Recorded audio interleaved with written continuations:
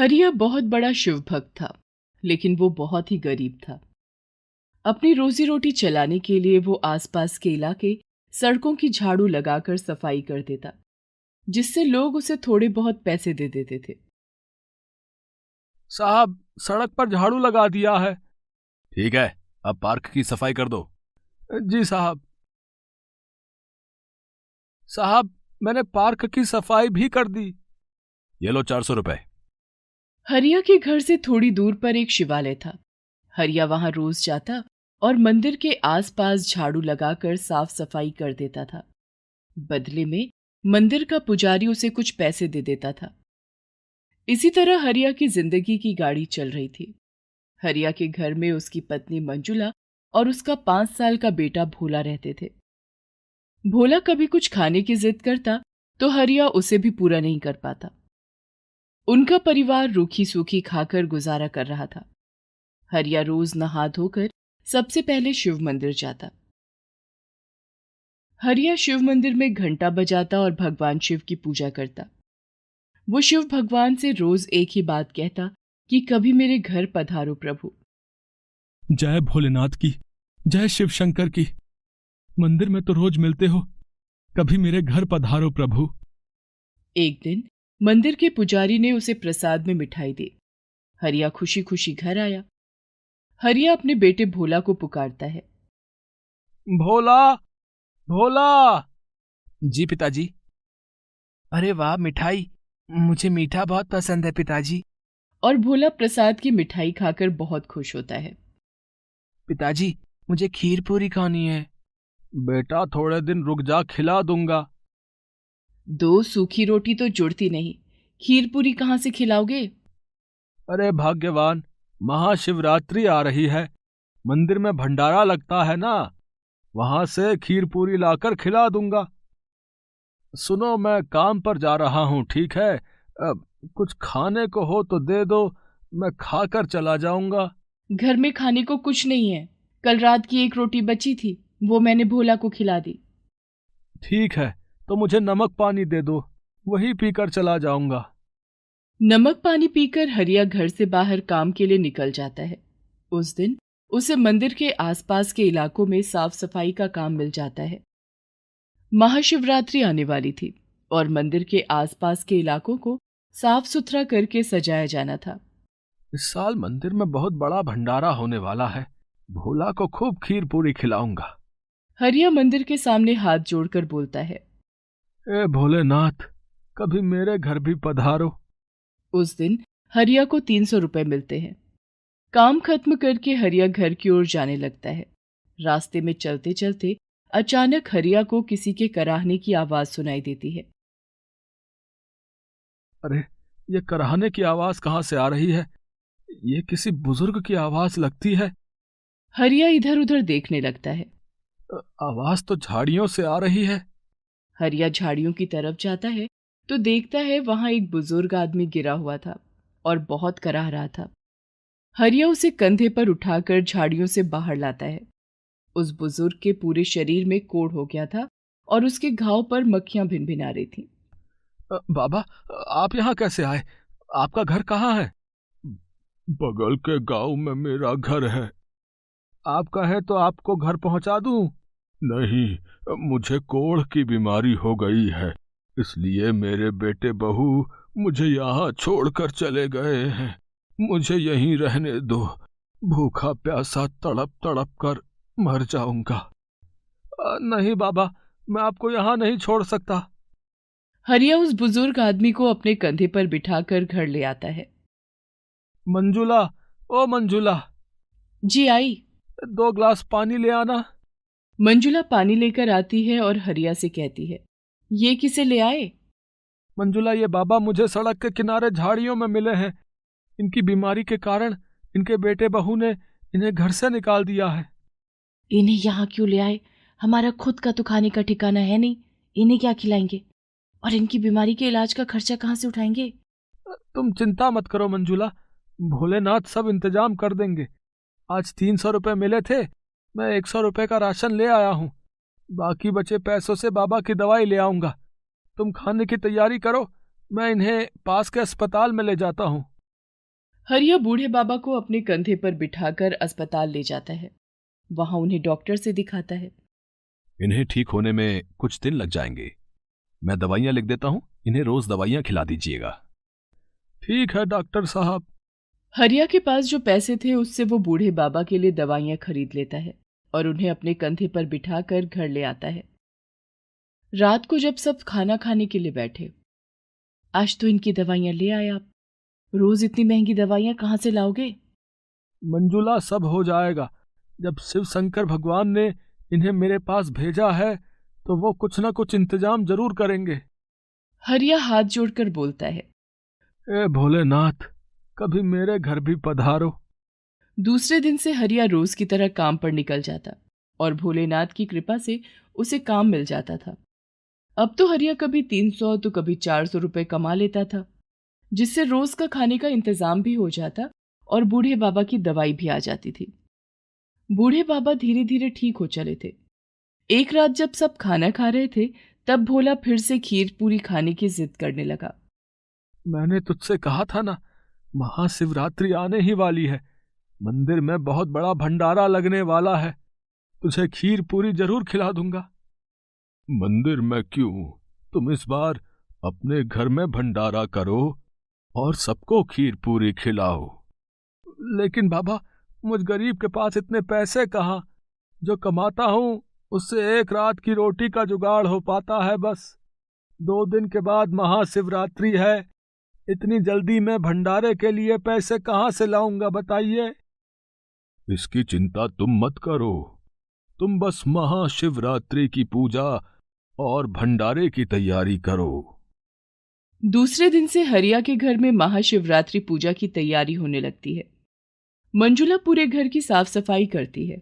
घर में बने पूजा स्थल की साफ सफाई करके वहां मंदिर से फूल लाकर सजावट करती है।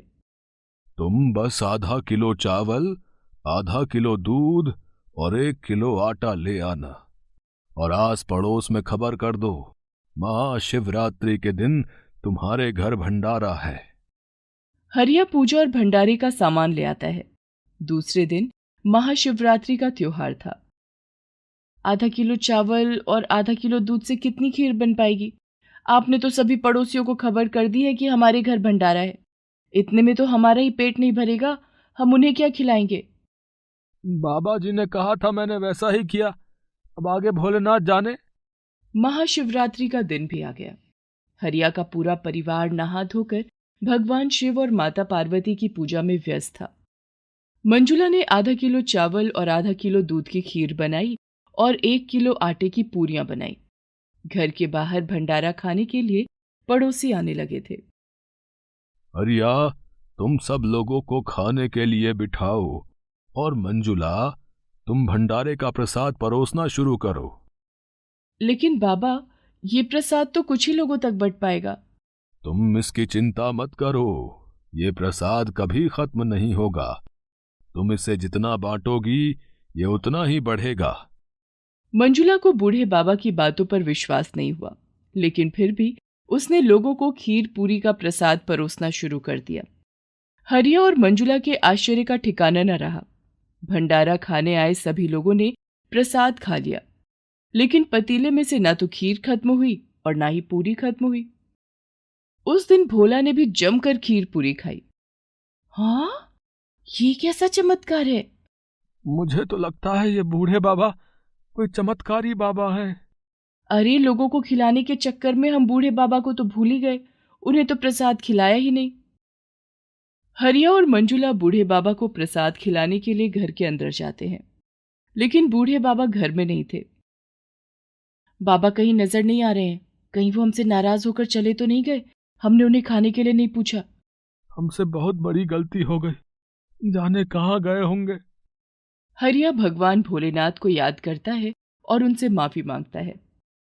हे भोलेनाथ, आज महाशिवरात्रि के पावन अवसर पर हमसे बहुत बड़ी गलती हो गई। एक बुजुर्ग हमारे घर से भूखा चला गया।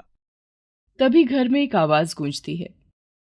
हरिया, मैं कहीं नहीं गया, मैं तो सदा तुम्हारे पास हूं। बाबा, बाबा, आप कहाँ हैं? हरिया और मंजुला घूम घूम कर देखने लगते हैं कि शायद बाबा यहीं कहीं छिपे हैं, लेकिन तभी वो आवाज फिर से आती है। हरिया, मैं भगवान शिव हूं, जिनकी तुम रोज पूजा किया करते हो, और तुम ही तो कहते थे ना कि हे भोलेनाथ, कभी पधारो मेरे घर। तो मैं बूढ़ा कोढ़ी बनकर तुम्हारे घर आया था। तुम और तुम्हारी पत्नी ने एक बूढ़े बीमार की बहुत सेवा की। मैं तुम्हारी भक्ति से बहुत प्रसन्न हूं। मैं तुम्हें आशीर्वाद देता हूं कि तुम्हारे सारे दुख दूर हो जाएंगे, तुम्हारे दिन बदल जाएंगे और तुम बहुत धनवान हो जाओगे। लेकिन कभी भी गरीब और जरूरतमंदों की मदद करना मत छोड़ना। अपने मन में हमेशा दूसरों के लिए दया भाव रखना।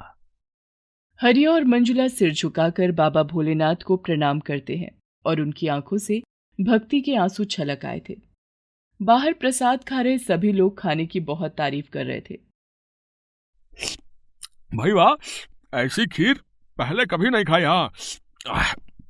ऐसा लगता है भगवान भोलेनाथ ने खुद इसे अपने हाथों से बनाया भाई, है ना? वाह भाई वाह। भोलेनाथ की असीम कृपा से हरिया और मंजुला का भंडारा सफल हो गया और दोनों की गरीबी के दिन दूर हो गए। दोनों के घर में अब किसी चीज की कोई कमी नहीं थी। दोनों भोलेनाथ की भक्ति करते और सुखी जीवन जीने लगे। एक शहर में एक गरीब मजदूर बुढ़ा और बुढ़िया रहा करते थे। उनके पास एक छोटी सी कुटिया थी। उसी में रहकर वो अपना गुजारा करते थे।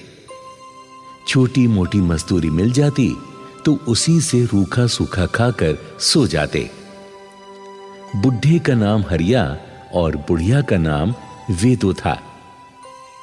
एक समय ऐसा आया जब उनके पास कोई काम धंधा नहीं बचा। उन्होंने सोचा, इतने दिन हो गए, कोई मजदूरी नहीं मिली। अब क्या करें, कहां जाएं? कैसे घर का गुजारा हो? कहां से हम रोटी खाएंगे? अजी चिंता मत करो, सामने ही शिव मंदिर है, हम वहीं चलते हैं। भोले का प्रसाद मिलेगा, हम उसी को खा के सो जाएंगे। यही सोचकर वो शिव मंदिर की ओर चल दिए। वहां पहुंचकर देखा तो शिव मंदिर में बहुत भीड़ थी। अरे, लगता है आज भोलेनाथ का वार सोमवार है, तभी यहाँ इतनी भीड़ है। हाँ, बहुत भीड़ है। लगता है आज यहाँ हमारा नंबर नहीं आएगा, कुछ नहीं मिलेगा यहाँ। मंदिर में भीड़ इतनी थी कि जो भी भक्त प्रसाद चढ़ाता वो वहां खड़े लोग ले लेते और खा लेते। इसीलिए हरिया और उसकी पत्नी वेदो मंदिर के द्वार पर खड़े होकर प्रार्थना करने लगे। हे भोलेनाथ, हम दोनों बहुत भूखे हैं। कई दिनों से मजदूरी नहीं मिली। सुबह से आज तो कुछ भी नहीं खाया, कोई मजदूरी नहीं मिली। हम क्या तुम्हारे द्वार से ऐसे ही भूखे चले जाएंगे? आज तो आपके द्वार पर बहुत भीड़ है प्रभु। कोई हम तक नहीं आ रहा, किसी को हमारा ध्यान नहीं। हम क्या करें प्रभु, क्या करें? दोनों बुढ़े बुढ़िया प्रार्थना कर ही रहे थे कि तभी एक भक्त थाली में पकवान सजाकर लाया। उसने भोलेनाथ को भोग लगाया और जब वो मंदिर से बाहर आया तो उसकी नजर वहां खड़े उन दोनों बुढ़े बुढ़िया पर पड़ी। वो सोचने लगा, अरे ये दोनों बुढ़े बुढ़िया मैं देख रहा हूं काफी देर से खामोश खड़े हैं। लगता है इनको भोजन नहीं मिला। चलो इन्हीं को भोजन दे देता हूं, शायद भोले पार्वती इन्हीं के रूप में हो। और उस भक्त ने वो भोजन उन दोनों बुढ़े बुढ़ियों को दे दिया। भोजन पाकर दोनों बड़े खुश हुए। धन्यवाद धन्यवाद। देखो वे तो भगवान भोलेनाथ की महिमा। मैंने कहा था ना, भोलेनाथ किसी को भूखा नहीं रखते, किसी को भूखा नहीं रखते। जब वो दोनों भोजन करने बैठे तो एक महिला अपने बच्चे को लेकर वहां आई और उन दोनों से कहने लगी, हे माई बाप, ये भोजन मुझे दे दो। मैं और मेरा बच्चा कल से भूख से तड़प रहे हैं। भगवान तुम्हें और देगा। हरिया ने अपना सारा खाना उस महिला को दे दिया। रात अधिक होने से मंदिर बंद हो रहा था। वो दोनों भूखे ही घर आ गए। जब वो घर आए तो भोलेनाथ ने चमत्कार दिखाया। भोलेनाथ ने अपने गणों को आदेश दिया, जाओ उस हरिया और वेदू को ये भोजन देकर आओ। भोलेनाथ के 2 गण हरिया के पास आए और साधु के भेष में दरवाजे पर आकर आवाज लगाई, माई, ओ माई, ये भोजन आप ले लो।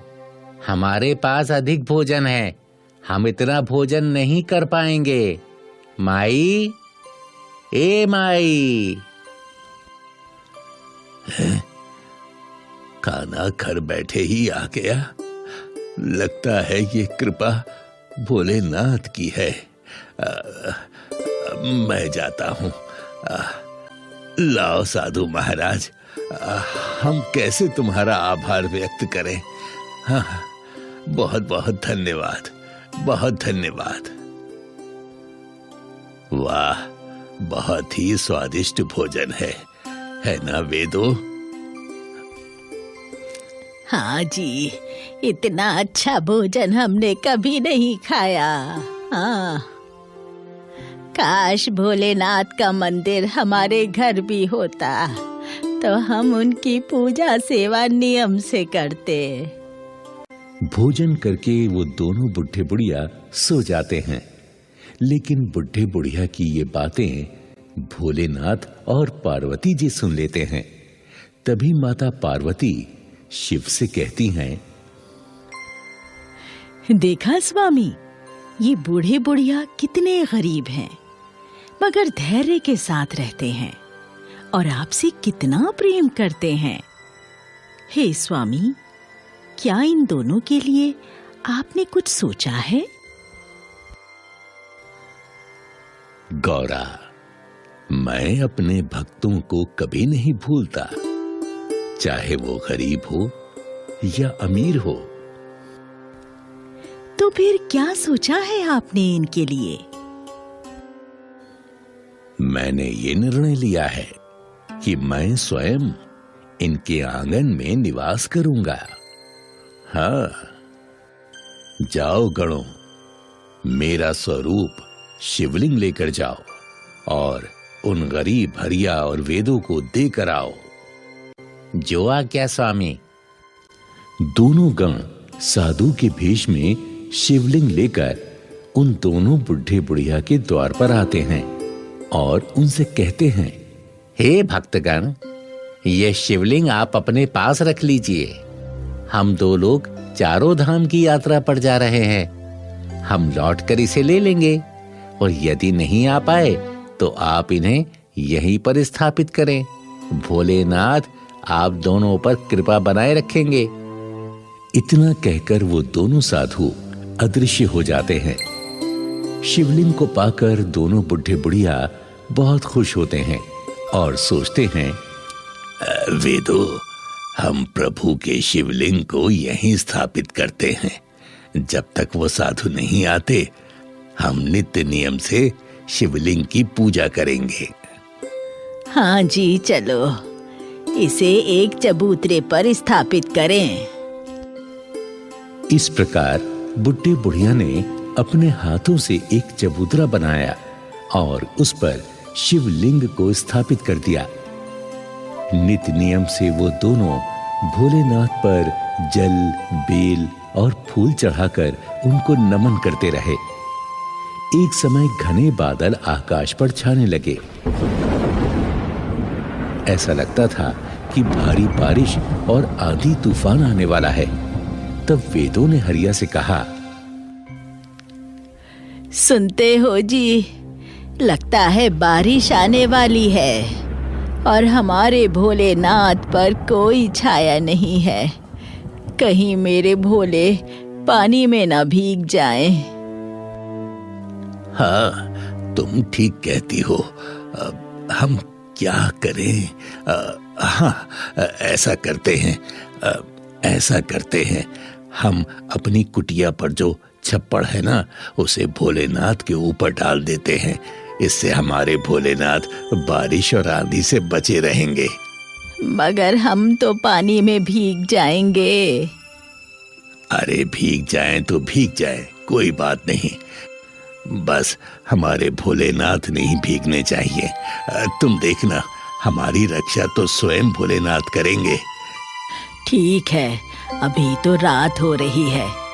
कल हम इस छप्पर को निकाल कर भोलेनाथ पर छाया कर देंगे। जब रात अधिक हुई तो वो दोनों सो गए। तभी भोलेनाथ माता पार्वती से कहते हैं, देखा तुमने गौरा, हमारे भक्त खुद कष्ट उठा सकते हैं पर अपने भगवान पर छाया करने को तैयार हो जाते हैं। आप ठीक कह रहे हैं, परंतु भोलेनाथ, आप तो जगत के भंडारी हैं, क्यों ना इनकी मदद की जाए? हाँ, हम ऐसा ही करेंगे। भोलेनाथ ने विश्वकर्मा जी को बुलाया और उनसे बोले, हे विश्वकर्मा जी, मेरे भक्त कच्चे झोपड़े में पड़े हैं। आप तुरंत उनके लिए एक भवन का निर्माण करें, जैसी प्रभु की इच्छा। शिव के आदेशानुसार विश्वकर्मा हरिया की कुटी पर पहुंचे, जहां हरिया और उसकी पत्नी दोनों गहरी नींद में सो रहे थे। विश्वकर्मा जी ने जहां जहां दृष्टि डाली, वहां वहां पक्का और सुंदर भवन का निर्माण हो गया। जहां शिवलिंग स्थापित था, वहां एक बहुत सुंदर मंदिर का भी निर्माण हो गया। चारों ओर हरे भरे उद्यान लग गए और पीने के शुद्ध जल का भी प्रबंध कर दिया गया।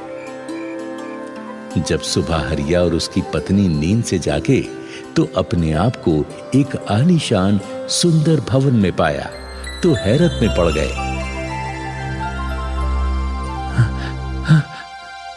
अरे वेदो, ये हम क्या देख रहे हैं? इतना सुंदर भवन, वो भी एक रात में। ये चमत्कार कैसे हो गया? मुझे तो लगता है ये सब भोलेनाथ का चमत्कार है। सारे गांव को जब पता चला तो वो भी इस अद्भुत भवन को देखने उमड़ पड़े। हरि और वेदो खुशी से झूमने लगे। सभी ने शिव मंदिर के दर्शन किए। अब वहां नित्य ही भीड़ उमड़ने लगी और उस मंदिर का नाम चमत्कारी शिव मंदिर कहलाने लगा।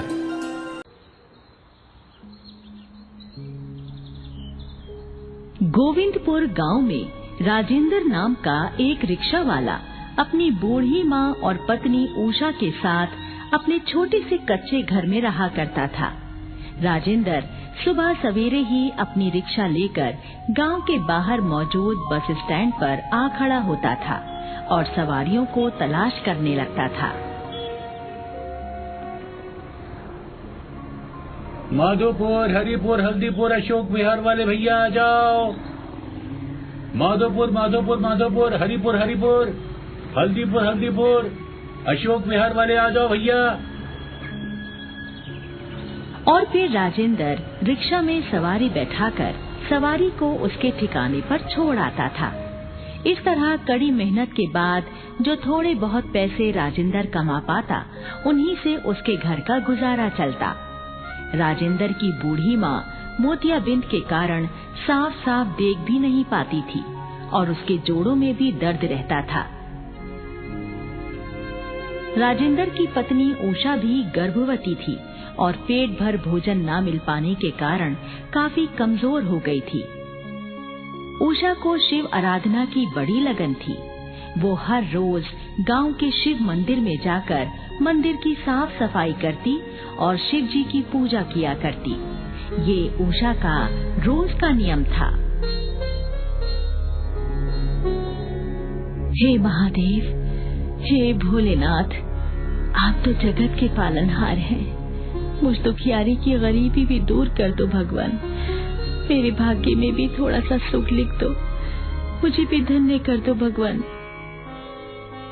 जिस दिन राजेंद्र को एक भी सवारी नहीं मिलती और वो खाली हाथ घर आता तो राजेंद्र की माँ उससे कहा करती थी, अरे बेटा राजेंद्र, तो ये रिक्शा चलाने का काम छोड़कर कोई दूसरा काम क्यों नहीं कर लेता?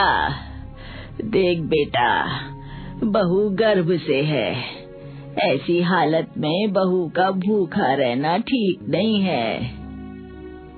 अरे माँ, आज के दौर में काम मिलना आसान नहीं होता, और फिर मुझे कोई काम भी तो नहीं आता दूसरा रिक्शा चलाने के सिवा। अरे आप दोनों इतने परेशान क्यों हो जाते हैं? कष्ट भोगने का नाम ही तो जीवन है। मेरे भोलेनाथ सब कुछ देखते हैं। वो एक दिन जरूर हमारा भाग्य बदलेंगे। उषा को भोले शंकर पर पूरा विश्वास था कि एक दिन शंकर जी उनका भाग्य जरूर बदलेंगे। इसी तरह सुख दुख झेलते हुए राजेंद्र का परिवार अपना समय बिता रहा था।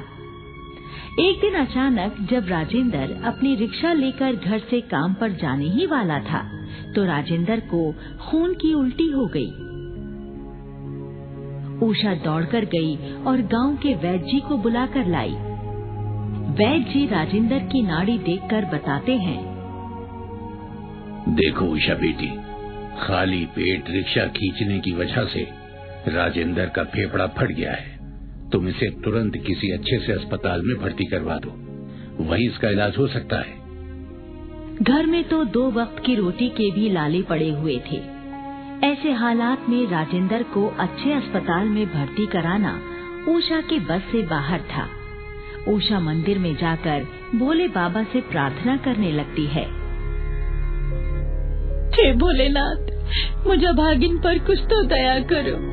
मैं गरीब लाचार अपने पति का इलाज नहीं करा सकती। आप अपनी कृपा से मेरे पति को ठीक कर दो भोलेनाथ। मेरी भक्ति की लाज रख लो प्रभु, लाज रख लो। उषा प्रार्थना करते करते रोने लगती है। तभी वहाँ पर मंदिर के पुजारी जी आ जाते हैं और उषा को रोती देखकर पूछते हैं, उषा बेटी, क्या बात है? आज तू इतनी दुखी क्यों है? उषा पुजारी जी को अपनी सारी दुख भरी कहानी सुना देती है। तो पुजारी जी कहते हैं, बेटी, तू तो महादेव की परम भक्तनी है।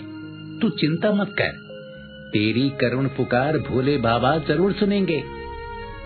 पुजारी जी उषा को कुछ रुपए देकर कहते हैं, उषा बेटी, ये कुछ रुपए हैं मेरे पास, इन्हें तू ले ले। घर का खर्च चलाने में तेरे काम आएंगे। रख ले बेटा, रख ले। उषा पैसे लेकर मंदिर से चली जाती है और सीधा बनिए की दुकान पर पहुंचकर थोड़ा राशन खरीदती है। लाला जी, 2 किलो आटा, 1 किलो चावल और आधा किलो दाल और आधा किलो चीनी दे दो। बनिया उषा को राशन का सामान दे देता है, जिसे लेकर वो अपने घर आ जाती है और फिर खाना बनाती है और तीनों लोग खाना खाते हैं। पुजारी के दिए हुए पैसों से 2-4 दिनों का खर्चा चल जाता है और जब राशन खत्म हो जाता है तो फिर से भूखे मरने की नौबत आ जाती है। उषा की सास कहती है, बहू, मुझे बड़े जोरों की भूख लगी है बेटा, कुछ खाने को हो तो ला दे। माँ जी, राशन का एक दाना भी घर में नहीं है, मैं आपको खाने के लिए कहाँ से दूं? राजेंद्र जो कि खाट पर लेटा हुआ सास बहू की बातें सुन रहा था, उठकर खड़ा हो गया और कहने लगा, उषा, इस प्रकार काम नहीं चलेगा। मुझे रिक्शा चलाना ही पड़ेगा, नहीं तो हम तीनों भूखे मर जाएंगे। नहीं नहीं, आप रिक्शा नहीं चला सकते। आपकी तबीयत बहुत ज्यादा खराब है, आप लेट जाइए। नहीं नहीं, मुझे रिक्शा लेकर जाना ही होगा। हाँ, हाँ, हाँ, राजेंद्र जाने लगा, लेकिन चकरा कर गिर पड़ा। उषा राजेंद्र को सहारा देकर खाट पर लेटा देती है। देखा, मैं कह रही थी ना, आपकी तबीयत बहुत खराब है, आप रिक्शा नहीं चला पाएंगे। अरे तुम दोनों चिंता मत करो, मैं जाकर किसी के घर में झाड़ू पोंछे का काम ढूंढती हूँ। ज्यादा नहीं तो गुजारे लायक पैसे तो मैं कमा ही लाऊंगी। हाँ माँ जी, एक तो आप बूढ़ी हो चुकी हैं, ऊपर से मोतियाबिंद के कारण आपको नजर भी नहीं आता, आप कैसे कोई काम कर पाएंगी? आए तो फिर तू ही बता बहू, हम लोग कैसे जिएंगे? मेरे भगवान भोले शंकर जैसा चाहेंगे हम वैसे ही जिएंगे। फिलहाल खाने का इंतजाम करने के लिए मैं कुछ करती हूँ। उषा घर से बाहर चली जाती है और राजेंद्र की खड़ी हुई रिक्शा के पास आकर कुछ सोचने लगती है। क्यों ना इस रिक्शा को मैं चलाऊं? 2-4 सवारियां ढोकर कुछ रुपए तो मैं कमा ही लूंगी। उषा रिक्शा लेकर बस स्टैंड पर आ जाती है और सवारियों के आने की प्रतीक्षा करने लगती है। तभी स्टैंड पर एक बस आकर रुकती है और उषा सवारियों को पुकारने लगती है। आ जाओ, माधोपुर, हल्दीपुर, अशोक विहार वाले आ जाओ। सवारियां आती हैं, लेकिन उषा को गर्भवती देखकर उसकी रिक्शा में कोई नहीं बैठता। आए बहन, तुम तो गर्भवती हो, तुम्हें इस हालत में घर पर आराम करना चाहिए। माफ करना, हम तुम्हारे रिक्शे में नहीं जा पाएंगे।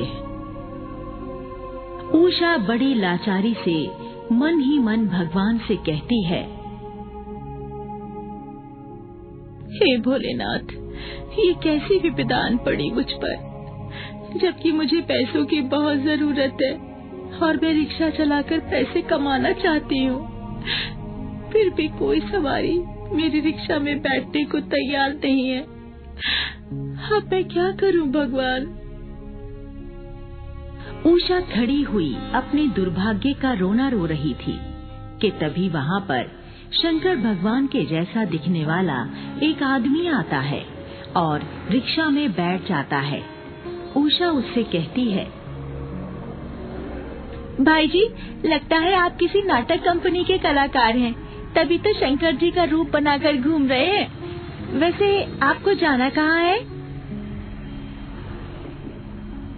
हाँ बहन, मुझे तुम कलाकार ही समझो।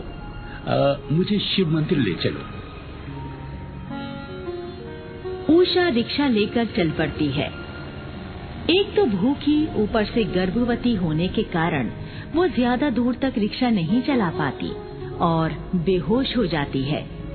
रिक्शे में बैठे शंकर जी उषा को सहारा देकर रिक्शा में बैठाते हैं और खुद रिक्शा चलाकर उषा को उसके घर ले आते हैं।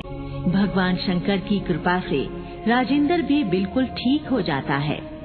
राजेंद्र की माँ की आंखों की रोशनी भी आ जाती है और उषा भी होश में आ जाती है। उषा भगवान जी से कहती है, हाँ, आपके आने से मेरे घर में चमत्कार हो गया। मेरे पति ठीक हो गए, मेरी सासू माँ की आंखें ठीक हो गई। आप कोई कलाकार नहीं है, मैं आपको पहचान गई हूँ प्रभु, आप स्वयं भोलेनाथ हैं। हाँ पुत्री, तुमने मुझे सही पहचाना। मैं कैलाश का जोगी ही हूँ। मैं तुम्हारी भक्ति से प्रसन्न हूँ। मुझ में तुम्हारे अटूट विश्वास के कारण ही मैंने तुम्हें दर्शन दिए हैं। तुम बहुत ही परोपकारी और धार्मिक हो।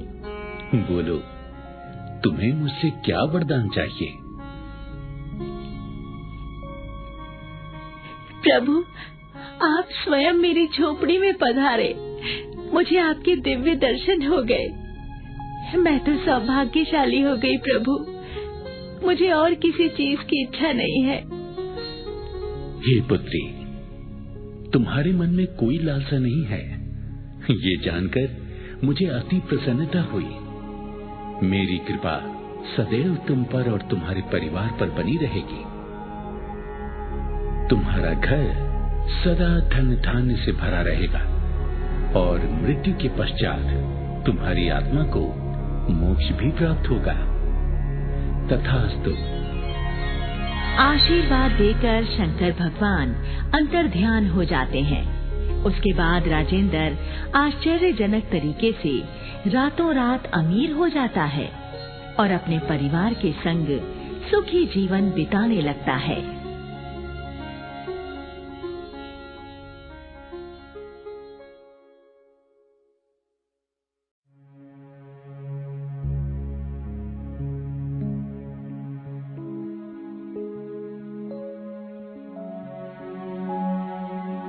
ये कहानी है गणेशपुर गांव में रहने वाले गरीब हरिया की। हरिया अपनी पत्नी राधा के साथ अपने एक छोटे से घर में रहता था। हरिया बहुत गरीब था। वो अपनी जीविका चलाने के लिए एक फैक्ट्री में बोझा ढोने का काम करता था।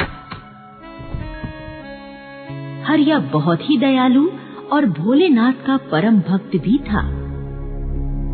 सुबह शाम हरिया भगवान भोलेनाथ की पूजा अर्चना करता और मजदूरी करके जो 150 रुपए मजदूरी के मिलते, उन्हीं में संतुष्ट होकर अपनी गृहस्थी चलाता। राधा एक तो अपनी गरीबी से बहुत तंग थी और दूसरे मां ना बन पाने के कारण वो बहुत दुखी रहती थी। अक्सर राधा हरिया से कहा करती थी, सुनो जी, तुम तो भगवान शंकर के परम भक्त हो, फिर भी शंकर जी हमारी गरीबी दूर नहीं करते। हमें एक संतान तक तो भगवान ने दी नहीं। क्या हम लोग पापी हैं जो भगवान हमारे उद्धार के बारे में कभी नहीं सोचते? अरे राधा, भगवान भोलेनाथ तो जगत के पालनहार हैं। वो चाहें तो एक पल में किसी की भी किस्मत बदल सकते हैं। तू देखना, भगवान जी एक दिन हमारे दिन भी बदलेंगे। अरे वो दिन आखिर कब आएगा? रूखी सूखी रोटी खाकर हम कब तक गुजारा करेंगे? आखिर कब हमें सुख भोगने को मिलेगा? अरे पगली, भोलेनाथ अपने भक्तों को कभी निराश नहीं करते। अरे वो अभी हमारी परीक्षा ले रहे हैं। जिस दिन प्रभु चाहेंगे हमें एक ही पल में सुखी कर देंगे। कुछ दिनों बाद हरिया की फैक्ट्री घाटे में चली जाती है और फैक्ट्री में मजदूरों की छटनी होने लगती है। छटनी में हरिया का भी नाम आ जाता है और हरिया को फैक्ट्री से निकाल दिया जाता है। अब हरिया के पास ना तो कोई काम था और ना ही पैसे थे। गरीब हरिया की तंगहाली और भी ज्यादा बढ़ जाती है। दोनों पति पत्नी अब अक्सर भूखे ही रहने लगते हैं। एक दिन शाम के समय हरिया कहीं से थोड़ा सा भोजन लेकर आता है। राधा, ओ राधा, देख, मैं तेरे लिए खाना लेकर आया हूँ। तूने सुबह से कुछ नहीं खाया ना? ले, ये खाना खा ले। अजय, तुम भी तो मेरी तरह सुबह से भूखे होंगे। चलो, हम दोनों मिलकर इस खाने को खाएंगे। हाँ। राधा 2 प्लेटों में भोजन परोस देती है और दोनों पति पत्नी खाने बैठते हैं। हरिया खाने से पहले भगवान को धन्यवाद देता है। हे शिव शंभु, तुम्हारा करोड़ों बार धन्यवाद, जो तुमने हमें समय पर पेट भरने के लिए ये खाना दे दिया। वाह जी वाह, आप भी बड़े कमाल के हैं। सुबह से हम भूखे मर रहे थे, घर में खाने को एक दाना भी नहीं था। अब तुम पता नहीं कैसे कैसे करके ये थोड़ा सा खाना लेकर आए हो, जिससे हम दोनों का पेट तक नहीं भरेगा। फिर भी तुम भगवान को धन्यवाद देना नहीं भूले। अरे भगवान ने समय पर हमें हमारे भाग्य का भोजन दे दिया है ना राधा, इसीलिए हमें प्रभु को धन्यवाद देना ही चाहिए। अच्छा चलो, अब परेशान मत हो, खाना खाओ। दोनों पति पत्नी जैसे ही खाना शुरू करते हैं, तभी एक महाराज घर में आकर अलग जगाते हैं। अलख निरंजन, अलख निरंजन, बच्चा, भोले भंडारी का ये भक्त 3 दिनों से भूखा है, कुछ खाने को दे।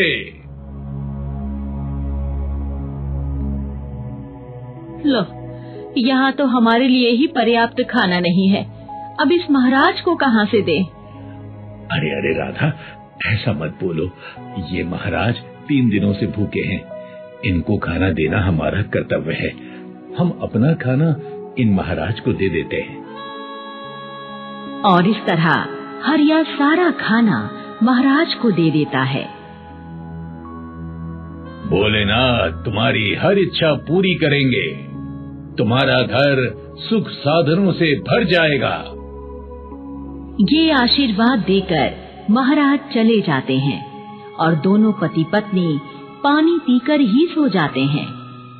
इसी तरह कई दिन गुजर जाते हैं। हरिया अपना पेट पालने की खातिर कभी किसी ढाबे पर झूठे बर्तन धोता, तो कभी किसी अमीर आदमी की गाड़ी साफ करता, और जो 10-20 रुपए उसे मजदूरी के मिलते, उनसे कुछ रूखा सूखा लेकर घर आ जाता। लंबे समय से भूखे रहने के कारण अब राधा काफी बीमार हो गई थी।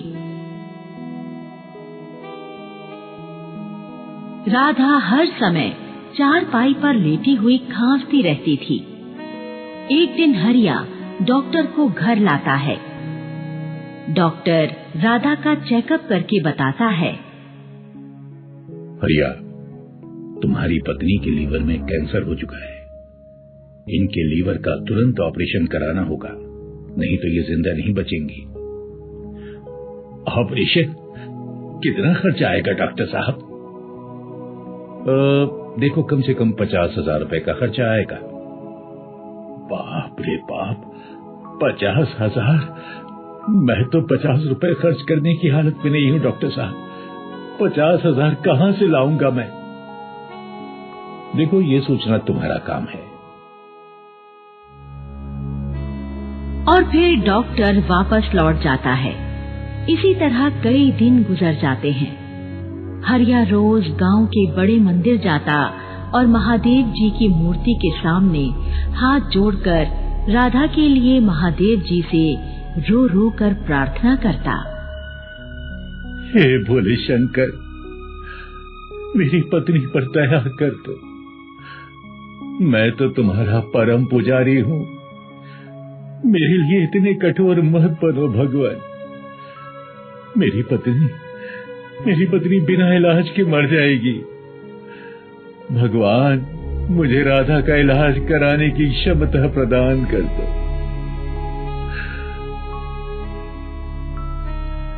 एक रात हरिया जब अपनी पत्नी को दलिया खिला रहा होता है, तो राधा कहती है, सुनो जी, मुझे नहीं लगता कि अब मैं ज्यादा दिनों तक जी पाऊंगी।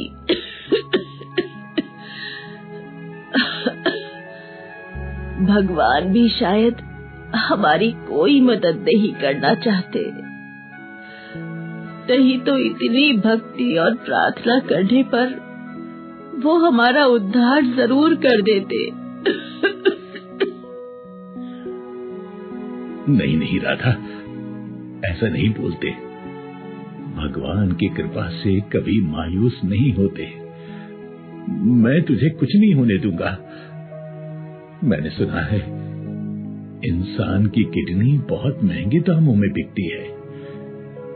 मैं अपनी एक किडनी बेचकर तेरा इलाज कराऊंगा और कल सुबह ही मैं इस काम को करूंगा। हाँ। आधी रात के बाद जब हरिया अपनी चारपाई पर सोया हुआ होता है तो उसके सामने भोलेनाथ प्रकट होते हैं और हरिया से कहते हैं, हरिया, मैं तेरी भक्ति और तुझसे और तेरी आस्था से प्रसन्न हुआ। अब तेरा कल्याण करने का समय आ गया है। तुझे अपनी पत्नी का इलाज कराने के लिए अपनी किडनी बेचने की आवश्यकता नहीं है। प्रभु, प्रभु आप ही बताइए प्रभु, फिर मेरी राधा का कैंसर कैसे ठीक होगा प्रभु? हरिया, ये श्रावण ऋतु चल रही है। तुम हरिद्वार चले जाओ और कांवड़ में गंगा जल ले आकर उस गंगा जल से अपनी पत्नी को स्नान कराना। मेरे आशीर्वाद से तुम्हारी पत्नी बिल्कुल स्वस्थ हो जाएगी और तुम्हारे घर की आर्थिक स्थिति भी सुधर जाएगी। कल्याण हो। ये कहकर भोलेनाथ अंतर्ध्यान हो जाते हैं और सोता हुआ हरिया जागकर उठ बैठता है। भोलेनाथ, भोलेनाथ, भोलेनाथ, भोलेनाथ मेरे सपने में आए। आप धन्य है भोलेनाथ, आपने मुझे सपने में दर्शन देकर मुझे मेरी समस्या का उपाय सुझा दिया है। मैं सवेरा होते ही कांवड़ लाने के लिए हरिद्वार चला जाऊंगा। सुबह होते ही हरिया रात को आए सपने वाली बात राधा को बताता है और अपने कंधे पर कांवड़ रखकर बोल बम बम बम पुकारता हुआ हरिद्वार की ओर पैदल चल पड़ता है। रास्ते में हरिया को और भी बहुत से कांवड़िया हरिद्वार की तरफ जाते हुए मिलते हैं। हरिद्वार पहुंचकर हरिया गंगा जी में डुबकी लगाता है और 2 मटकियों में गंगा जल भरकर अपनी कांवड़ पर रखता है और कांवड़ लेकर भोले बाबा को याद करता हुआ अपने गांव की ओर चल पड़ता है।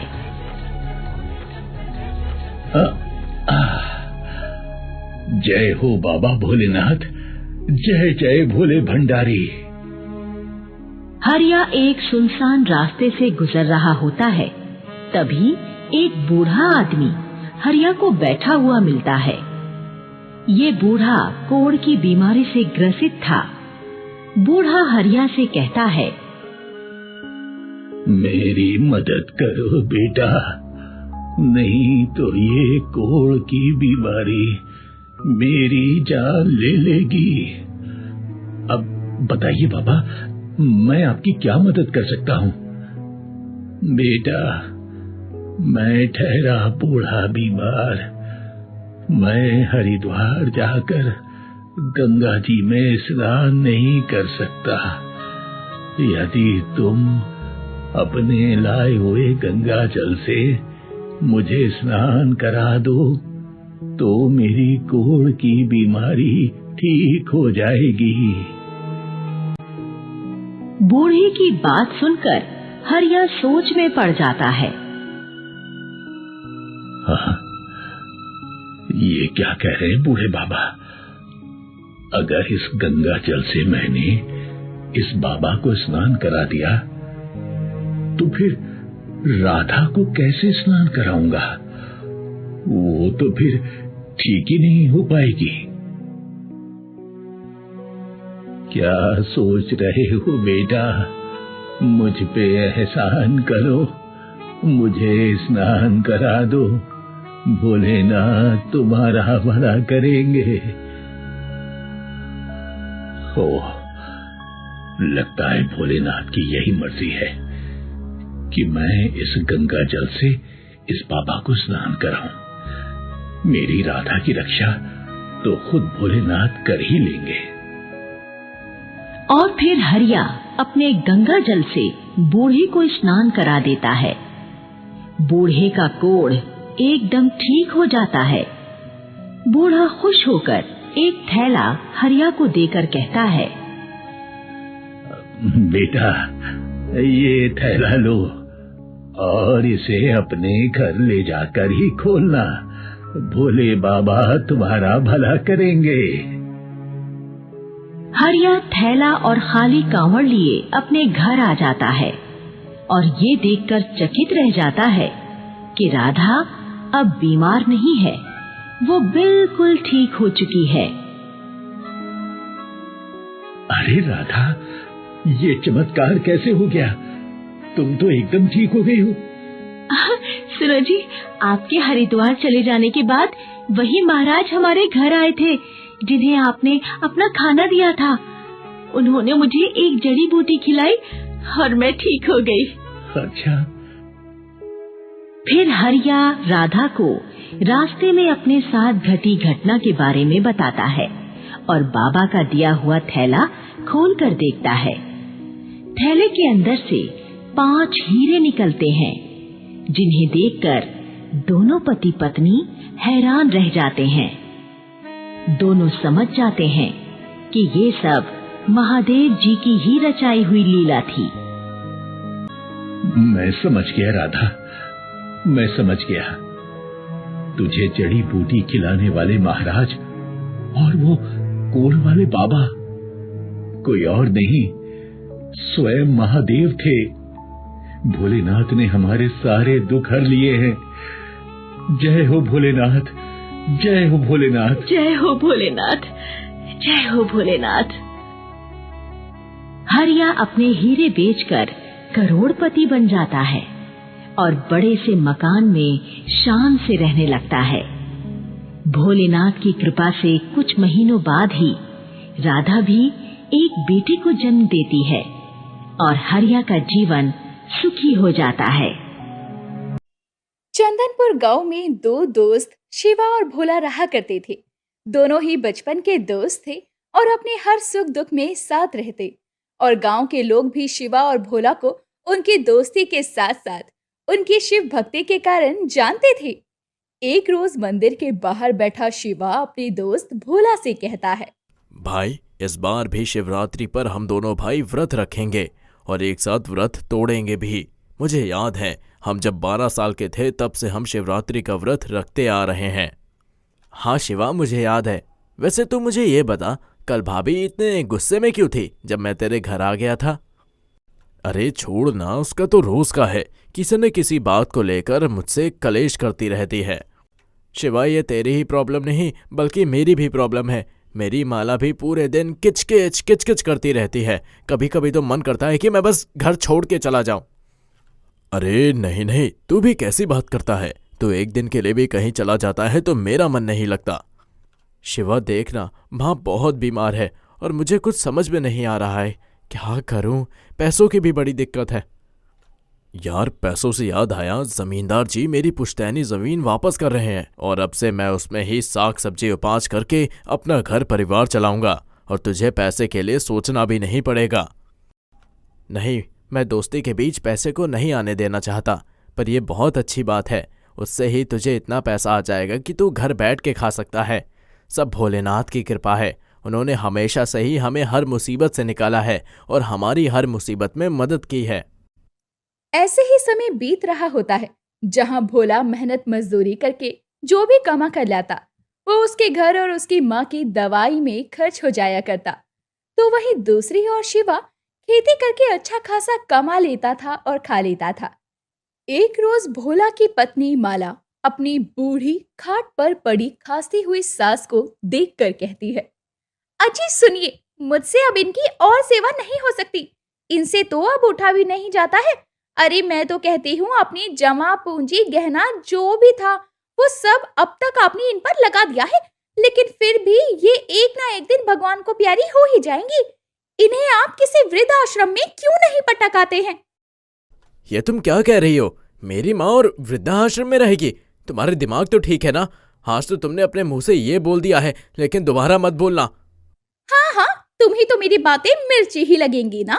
एक तो आपका वो अमीर ज्यादा दोस्त जो पहले तो आपकी ही तरह फटीचर था, लेकिन जब से उसके बाप दादा वाली जमीन उसे मिली है, उसमें और उसकी जनानी में तो अलग ही घमंड आ गया है। आज तुम्हें क्या हो गया है माला? तुम ये सब सोचकर भी बोल रही हो? अरे सच बोल रही हूँ, और क्या। तुम्हारी माँ इतने दिनों से बीमार है बिस्तर पर। तुमने इन्हें ठीक करने के लिए क्या नहीं किया। मेरे गहने जेवर तक गिरवी रख दिए, लेकिन तुम्हारे दोस्त ने एक बार भी ये नहीं कहा कि तुम इतने परेशान हो तो मैं तुम्हारी मदद कर देता हूँ। किस काम का हुआ भला ऐसा दोस्त?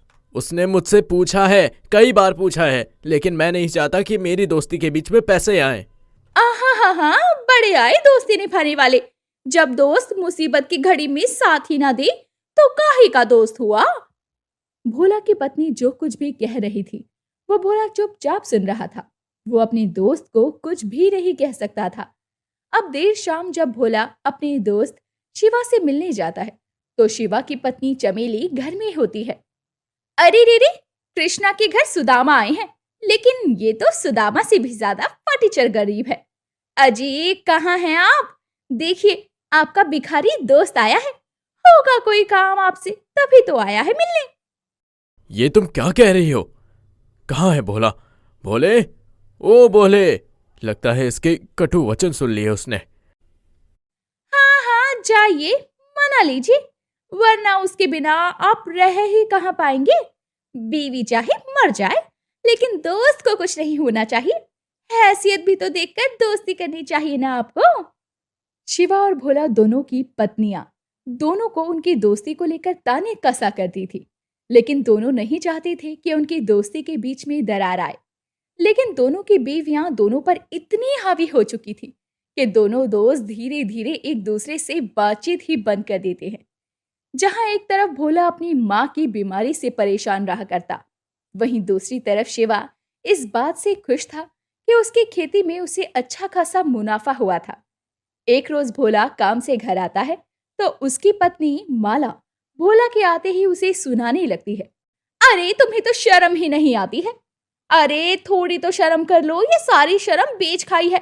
अभी अभी जमींदार जी कर्ज के लिए मुझे इतना कुछ सुना कर गए हैं और मैं खड़ी खड़ी सुनती रही। मुझे भी अभी ही मिले थे। मैंने कह दिया जैसे होंगे मैं आपके पैसे वैसे दे दूंगा, तो उन्होंने बस यही कहा कि जितनी जल्दी हो सके उतनी जल्दी कर देना। अब कहाँ है तुम्हारा वो शहजादा दोस्त जो अपनी अमीरी पर गांव में लड्डू बांट रहा है, लेकिन तुम्हें देखने तक नहीं आया। अरे इस बार तुम्हारे अमीरजादे दोस्त की खेती में उसे अच्छा खासा मुनाफा हुआ है। हाँ, मैंने भी गांव वाले सुखिया चाचा से सुना है कि शिवा के इस बार खेती में खूब मुनाफा हुआ है। बस भगवान मेरे दोस्त को खुश रखे। बेशक वो बदल गया है। अरे बदल नहीं गया है। अब कभी तुम उसके दरवाजे पर गए ना तो तुम्हें वो पहचानने से भी इनकार कर देगा। अब बस भी करो, मैं अभी अभी काम से आया हूँ। पहले ही इतनी टेंशन है और अब आप और टेंशन ना दो मुझको। हाँ, नहीं दे रही। सच कड़वा ही होता है ना। भोला को इस बात का बुरा लगता है कि उसके दोस्त ने सबको मिठाई खिलाई, लेकिन उसे मिठाई देने तक नहीं आया। इधर शिवा की पत्नी चमेली अपने पति को मिठाई खिलाते हुए कहती है, अजी मैंने आपसे कहा था ना उस भोला का साथ छोड़ दीजिए। देखा उसका साथ छोड़ते ही कितना फायदा हुआ आपको। अरे वो तो था ही आपकी किस्मत में पनौती। हाँ, शायद वो मेरे पैसों को देखकर जलने लगा था, लेकिन कोई बात नहीं, वो जहां भी जाए वहां खुश रहे। मैं बस इतना ही चाहता हूँ। वैसे ना परसों शिवरात्रि है तो मंदिर में गरीबों को दान में कपड़े देने की मन्नत मांगी थी मैंने, और उस दिन आपका व्रत भी तो है, तो ये काम उसी दिन कर लेंगे। उस दिन तो भोला भी शिवरात्रि का व्रत रखा होगा। हे भोलेनाथ, मेरे भोले भाले दोस्त में छल कपट कब से आ गया, और उसने तो मुझे भुला भी दिया है। आप किस सोच में पड़ गए हैं जी आप? गांव वालों के लिए मैंने कंबल और खाने की चीजें अपने भाई को कहकर मंगवा ली है। आपको चिंता करने की कोई जरूरत नहीं है। हाँ, ठीक किया तुमने। अब देर रात बिस्तर पर लेटा हुआ भोला भी शिवा के बारे में ही सोच रहा था, और इसी के साथ अब अगली सुबह भोला जल्दी उठकर नहाकर मंदिर के लिए निकल पड़ता है। और शिवलिंग पर जब भोला जल चढ़ाकर हाथ जोड़कर अपनी आंखें खोलता है तो उसके सामने शिवा खड़ा होता है और उसकी पत्नी चमेली भी थी। ये देखकर भोला जैसे ही कुछ बोल पाता, माला अपने पति का हाथ पकड़कर उसे मंदिर से बाहर ले आती है। अरे ऐसा क्यों किया तुमने? वहां मेरा दोस्त मुझसे कुछ कहना चाह रहा था। अजी, कुछ नहीं कहना चाह रहा था आपका दोस्त। अगर कुछ कहना ही होता तो क्या उसे वो आपके घर आकर नहीं कह सकता था? हाँ, ये बात तो तुम सही कह रही हो। चलो चलते हैं, आज वैसे भी इतना अच्छा दिन है शिवरात्रि का, और भोलेनाथ भी मुझे रास्ता दिखा रहे हैं। ये कहकर भोला और माला जैसे ही जाने लगते हैं, वो देखते हैं कि एक लंबी लाइन लगी हुई थी जिसमें गरीब लोग कपड़े और खाने पीने का सामान लेकर जा रहे थे। ये देखकर माला और भोला भी उस लाइन में लग जाते हैं, और जब दोनों का नंबर आता है तो दान करने वाला कोई और नहीं बल्कि शिवा होता है। देख क्या रहा है, ला दे। मैं भी इनकी तरह गरीब ही हूँ, तेरी तरह अमीर नहीं हो गया हूँ, और अपने मित्र को भूलने की गलती भी नहीं की है। मैं कब से तेरे को भूल पाया हूँ, तेरे लिए तो मैं राजा से रंग तक बनने को तैयार हूँ। ये बोलकर दोनों एक दूसरे के गले लग जाते हैं। ये देखकर दोनों की पत्नियां भड़क जाती हैं और दोनों का हाथ पकड़कर कहती है, अरे आप क्या कर रहे हैं? इन गरीबों के गले क्यों लग रहे हैं? बहुत सुन लिया तुम्हारी, और बहुत समझ लिया अपने मन की। अब कोई भी ताकत मुझे मेरे जिगरी दोस्त से अलग नहीं कर सकती है। आप ये सही नहीं कर रहे। इसका साथ आपके लिए सही नहीं है। पनौती है ये, पनौती। हाँ, तो मेरे पति को भी कौन सा शौक है तुम्हारे पति के साथ में घूमने का? अरे ये कौन से मरे जा रहे हैं इनके बिना। एकदम चुप। अब तक मैं बोल नहीं रहा था, लेकिन अब तुम कान खोलकर सुन लो। मेरी और भोला की दोस्ती को कोई तोड़ नहीं सकता। और माला, तूने मुझे और मेरे दोस्त को जितना दूर करना था कर लिया। अब मुझे और मेरे शिवा को खुद भोले ने मिलाया है। हाँ, ये भोले का ही इशारा है कि हम एक दूसरे के लिए ही बने हैं। हाँ शिवा, आज हम दोनों ने ही शिवरात्रि का व्रत रखा है, और आज हम दोनों भोलेनाथ के मंदिर से कसम खाते हैं कि हमारी दोस्ती को कोई तोड़ नहीं सकता। हाँ, हमारी दोस्ती के बीच कोई नहीं आ सकता, हमारी पत्नियां भी नहीं।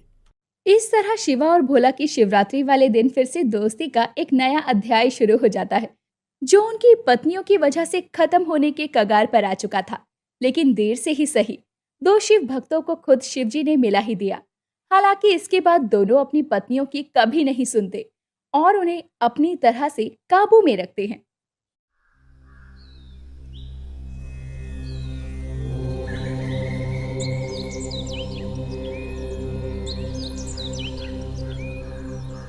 एक गांव में देवदास नाम के सेठ रहते थे। इनके दो बेटे थे। बड़े बेटे का नाम था रवि कुमार और छोटे बेटे का नाम गोपाल था। देवदास की पत्नी का नाम क्रांति था। क्रांति को पूजा पाठ और धार्मिक आयोजनों से कोई सरोकार नहीं था। पूजा पाठ ना वो खुद करती थी और ना ही घर में किसी को करने देती। बड़ा बेटा शादी योग्य हो गया तो उसकी शादी पास के ही गांव से धर्मदास की पुत्री से कर दी गई। जिस लड़की से शादी हुई वो भगवान शिव की भक्तिन थी। जब बहू घर में आई तो सास क्रांति उसको अपने ही अनुसार कार्य करने की सलाह देती। बहू का नाम था सत्या देवी। तो सत्या का नियम था कि सुबह उठकर स्नान करती और शिव जी की पूजा करके ही कोई काम शुरू करती। एक दिन सत्या देवी यानी बहू शिव मंदिर जाने को तैयार हुई तो सासू ने पूछा, ए बहू, ये सुबह सुबह कहाँ जा रही हो? माँ जी, मैं शिव मंदिर जा रही हूँ। क्या तू शिव की पूजा करती है? हाँ माँ जी, मैं शिव जी को जल चढ़ाकर ही कोई कार्य करती हूँ। मैं बचपन से ही शिव जी की पूजा भक्ति करती हूँ। मेरा ये नियम मेरे मायके से ही है। अरे वो तेरा मायका है, ये तेरा ससुराल है। यहाँ वो ही होगा जो मैं चाहूंगी। कोई जरूरत नहीं है मंदिर जाने की। हमारे यहाँ कोई पूजा पाठ और किसी देवता पर विश्वास नहीं करते। यहाँ कोई पूजा पाठ नहीं होगा, समझी? तभी ससुर देवदास आ पहुंचे। अरे क्रांति, क्यों बहू को डांट रही हो? सुनो जी, गजब हो गया। मेरे तो भाग्य फूट गए ऐसी बहू पाके। क्यों, क्या किया बहू ने? अरे तुम्हारी लाडली बहू शिव की पूजा करने मंदिर जा रही है। रोको इसे। हमें पूजा पाठ पर भरोसा नहीं है। अरे भाग्यवान, अरे तुझे पूजा पाठ पर भरोसा नहीं है तो बहू को तो जाने दे। उसकी अपनी भावना है, शिव के प्रति श्रद्धा है। नहीं जी, मैं बहू को पूजा पाठ करने की अनुमति नहीं दूंगी। आज ये शिव के मंदिर जाएगी, कल मेरे बेटे को भी पुजारी बना देगी। अरे क्यों अपनी सोच दूसरे पर थोप रही हो? जाओ बहू जाओ, तुम शिव मंदिर जाओ। ससुर के कहने पर सत्या देवी शिव मंदिर चली जाती है। शिव को जल फूल चढ़ाकर, हाथ जोड़कर शिव को अपनी व्यथा सुनाती है। हे शिव शंभु भोलेनाथ, मेरी सास को सद्बुद्धि दो। वो मुझे आपकी पूजा करने से रोकती है। आप तो अच्छी तरह जानते हो, मैं आपकी पूजा किए बिना कोई कार्य नहीं करती हूँ। हे शंभु, मेरी रक्षा करो। जय हो शिव शंकर भोलेनाथ, जय हो शिव शंकर भोलेनाथ। जब बहू मंदिर से घर लौट कर आई तो देखती है कि उसकी सास छाती पीट पीट कर रुदन कर रही थी। हाय हाय, इस बहू ने मेरे घर का सत्यानाश कर दिया। मेरा बेटा भी मेरी बात नहीं मानता। अरे वो तो बहू के कहने पर ही चलता है। हाय हाय, अब मैं क्या करूं? माँ जी, मैं शिव जी की पूजा अर्चना ही तो करती हूँ, इसमें बुरा ही क्या है? शिव शंकर भोलेनाथ एक ऐसे देव हैं जो बड़े ही दयालु हैं। अपने भक्तों के घर में सदा आनंद ही आनंद करते हैं। चल चुप रह, मुझे ज्ञान मत दे। वो जोगी औघड़ मेरे घर में क्या आनंद करेगा, जो खुद शमशानी है, तन पे भभूति लगाए रहता है। माँ जी, अगर आप शिव की आराधना नहीं करना चाहती हैं तो मत करें, पर मेरे प्रभु शिव का अपमान न करें। उनका अपमान ना करें माँ जी। अरे यो कुलच्छनी, ये ड्रामा करने की जरूरत नहीं है। अगर मेरी बात ना मानी तूने तो तुझे तेरे घर पहुंचा दूंगी। दूसरे दिन बहू सत्या देवी रोज की तरह सुबह स्नान करके शिव मंदिर जाने की तैयारी करने लगी। तभी उसकी सास चिल्लाने लगी, अरे ओ, कहाँ चली? आज तू मंदिर नहीं जाएगी। सबसे पहले नाश्ता तैयार कर। मेरा बेटा काम करने क्या भूखा जाएगा? सुनो जी, मेरा नियम मत तोड़ो, मुझे मंदिर जाने दो। मेरे शिव भोले मेरी बाट निहार रहे होंगे। अच्छा, तेरा भोला तेरी बाट देख रहा होगा और तेरा पति परमेश्वर भूखा जाएगा। अरे भाग्यवान, मैंने कितनी बार कह दिया, बहू को पूजा पाठ के लिए मत रोको, उसे जाने दो। जा बहू तू पूजा करने, देर मत कर। बहू मंदिर चली जाती है। उधर सास अपने बेटे को भड़काने लगती है। देख बेटा, ये बहू ऐसे नहीं मानेगी। इसे इसके पीहर छोड़ा। माँ, अभी एक बार इसे और मौका दो। अगर अब की बार हमारी बात नहीं मानेगी तो फिर मैं वैसे ही करूंगा जैसा तुम कहोगी। बहू मंदिर से वापस आकर अपने घर का काम निपटाने लगी। वो सोच रही थी, कल शिवरात्रि है, मुझे व्रत की तैयारी करनी है। हे शंभू, मुझे शक्ति देना, मैं हर साल की तरह इस साल भी आपका व्रत पूरा कर सकूं। अगले दिन सत्यवती ने महाशिवरात्रि का व्रत रखा और पूजा की थाली में बेल, धतूरा, दूध, फल और जल का लोटा भरकर थाली में सजाए जब वो शिव जी को पूजने मंदिर जाने लगी, तभी उसकी सास ने उससे पूछा, कहाँ जा रही है ये थाली सजाकर? माँ जी, आज महाशिवरात्रि है, मैं भोलेनाथ को बेल, फूल, धतूरा, दूध, जल चढ़ाने जा रही हूँ। सास क्रोधित होकर बोली, खबरदार, जो उस औघड़ योगी को पूजा तूने, या तो इस घर में तू ही रहेगी या मैं। चल थाली अंदर रख और खबरदार जो घर से बाहर पैर निकाला तो। सासू माँ, आज महाशिवरात्रि का पावन पर्व है। आज के दिन भोलेनाथ अपने भक्तों की मनोकामना पूर्ण करते हैं। मैं भी भोलेनाथ से अपने पति देव के लिए नौकरी और संतान का वर मांगूंगी। शिवजी अवश्य ही आज के दिन मनोकामना पूर्ण करेंगे। आज मुझे मंदिर जाने से ना रोकिए माँ जी। मैंने बड़ी श्रद्धा से भोलेनाथ का व्रत रखा है। अगर मैं शिवजी की पूजा नहीं कर पाई तो मैं अपने को कभी क्षमा नहीं कर पाऊंगी। सासू माँ, मैं आपके आगे हाथ जोड़ती हूँ, मुझे जाने दो। बहू की विनती का सास पर कोई असर नहीं हुआ और वो अपनी जिद पर अड़ गई। तू शिव मंदिर नहीं जाएगी, ये मेरी जिद है। चल अंदर चल। मैंने कहा ना, तू नहीं जाएगी तो नहीं जाएगी। चल चल अंदर चल। तेरी हिम्मत कैसे हुई बाहर निकलने की? आज तू नहीं जाएगी। चल रह यहाँ पर। माँ जी मुझे जाने दीजिए। माँ जी ऐसा मत करिए। माँ जी मुझे आज के लिए जाने दीजिए मुझे माँ जी। और बहू गिड़गिड़ाती रही। सास ने बहू को कमरे के अंदर धकेलकर बाहर से दरवाजे की कुंडी लगा दी।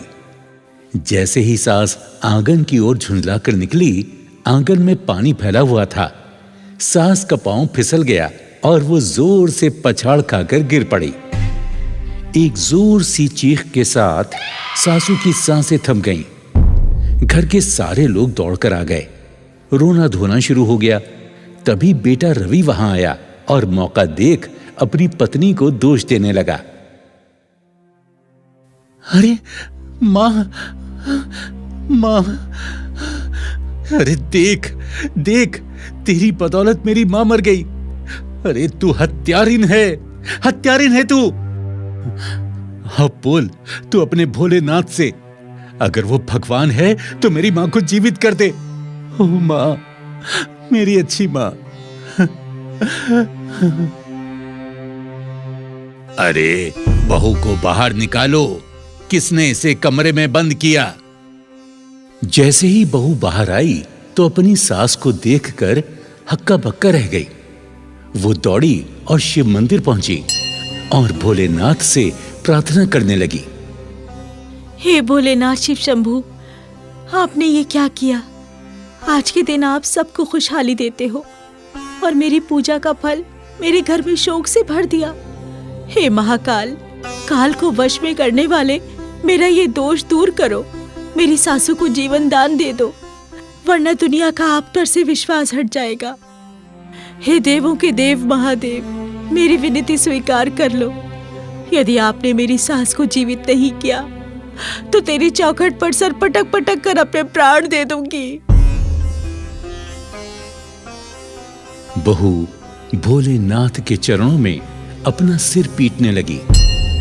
तभी भोलेनाथ ने अपनी किरणों से उसकी सांस को जीवन दान दे दिया।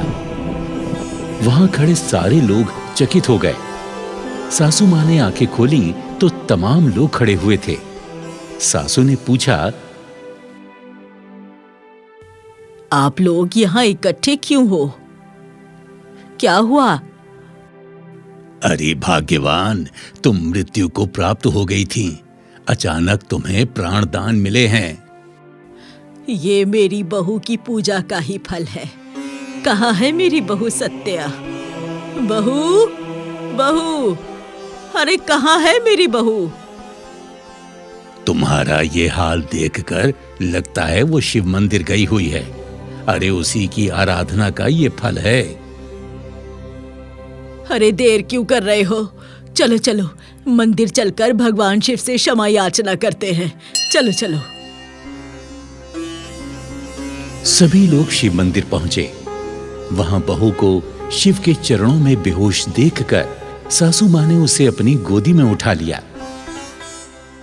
हे बहू, आंखें खोलो बहू।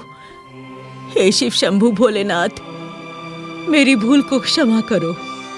आज से मैं भी आपकी पूजा करूंगी। शिव की कृपा से बहू ने आंखें खोली तो स्वयं को अपनी सासू मां की गोदी में पाया। सास ने अपनी बहू से माफी मांगी। बहू, मुझे क्षमा कर दे। मैंने तेरी पूजा पे शंका की। तेरी पूजा और भोलेनाथ की कृपा से मैंने फिर से जीवन पाया है। मुझे क्षमा कर दे बहू। सत्या, मुझे क्षमा कर दो। मैंने भी तुम्हारा बहुत दिल दुखाया है, तुम्हारा अपमान किया है। मुझे क्षमा कर दो। क्षमा मांगनी है तो मेरे शिव शंभू भोलेनाथ से मांगो। प्रभु अपने भक्तों को कभी निराश नहीं करते। अब देख क्या रहे हो, बोलो जय जय शिव शंभू भोलेनाथ, हर हर महादेव। जय शिव शंभू, जय भोलेनाथ, हर हर महादेव, हर हर महादेव। सभी खुशी खुशी अपने घर लौट आते हैं।